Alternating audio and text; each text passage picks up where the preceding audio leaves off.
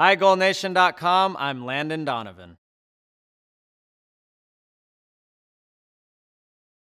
Well, if a youth coach made my son, or really any kid on the team, feel bad on the field, I would certainly have a conversation with them. I feel like in any sport, that would be necessary if that happened to your child, but especially on a soccer field, if they did something that was inappropriate, I would certainly let them know. One of my biggest pet peeves is youth soccer coaches that think that their 8-year-old kids are playing in a World Cup final and don't realize that the kids are there to have fun. So let's hope that doesn't happen, but if it does, I have no problem speaking up.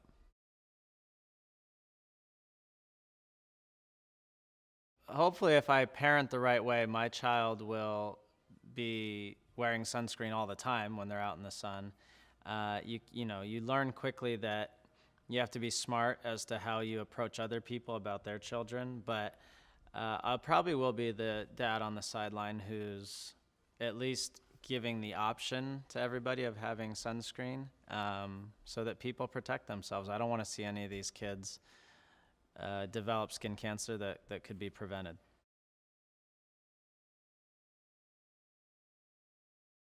I was the same way. I didn't want to put on sunscreen when I was a kid. Most kids don't want their parents putting sunscreen on all over them. But when you're old enough to realize that this is a serious thing that can negatively impact your life later, hopefully kids are smart enough and parents are smart enough to realize that it's worth the few minutes every day to prevent yourself from developing skin cancer.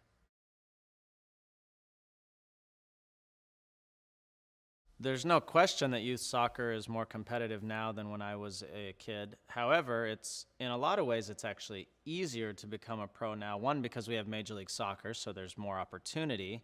But two, there's better scouting, better coaching, more eyeballs are watching. So if you're a top talented player now, chances are you're going to get seen. There's a lot of players I played with when I was younger that were infinitely more talented than I was that never got seen for different reasons. But hopefully, and the long-term hope is that that doesn't happen anymore.